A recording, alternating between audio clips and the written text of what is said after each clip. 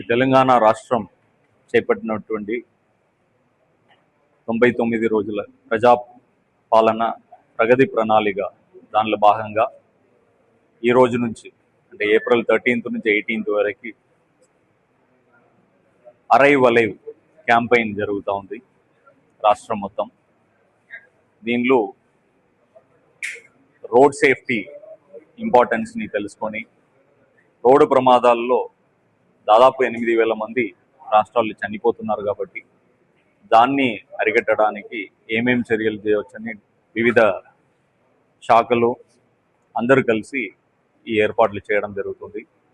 ఈరోజు నా Hyderabad city police తరఫు నుంచి సిపి గారు ఆదేశాల మేరకి ప్రతి లా అండ్ ఆర్డర్ పోలీస్లో ఒక రోడ్ సేఫ్టీ కమిటీస్ని ఏర్పాటు చేయడం జరిగింది. ఈ కమిటీస్ ద్వారా రోడ్ సేఫ్టీ యొక్క మెసేజెస్ని ప్రతి ఇంటికి చేరవేయడము,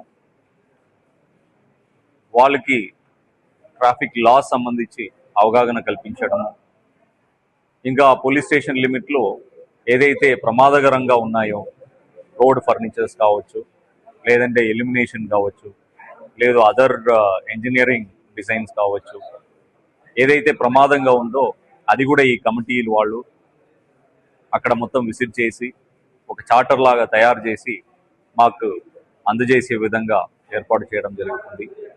దానిలో భాగంగా ఇక్కడ సైదాబాద్లో మలక్పేట్, చంద్రాయన్గుట్ట, సంతోష్ నగర్, సైదాబాద్ సంబంధించిన ట్రాఫిక్ పోలీస్ లిమిట్లో ఏదైతే కమిటీ మెంబర్స్ ఉన్నారో వారితో ఒక మీటింగ్ ఏర్పాటు చేయడం జరిగింది. దానిలో డిఫెన్సివ్ డ్రైవింగ్ సంబంధించి వాళ్ళకి ప్రెజెంటేషన్ ఆఫీసర్స్ ఇవ్వడం జరిగింది. అలాగే ఈ కమిటీస్ ఒక ప్రాధాన్యత గురించి వాళ్ళకి చెప్పడం జరిగింది. ఇంకా ముందు రోజులు ఈ కమిటీస్ ద్వారా ప్రతి ఇంట్లో రోడ్ సేఫ్టీ ఇష్యూస్ ఏదైతే ఉన్నాయో దాన్ని ఐడెంటిఫై చేసి వాళ్ళకి ట్రాఫిక్ లాస్ పాటించే విధంగా వాళ్ళకి అవగాహన కల్పించి ఈ బిహేవియర్ చేంజ్ తీసుకురావాలి అన్న ఉద్దేశంతో దీన్ని ఏర్పాటు చేస్తున్నాము.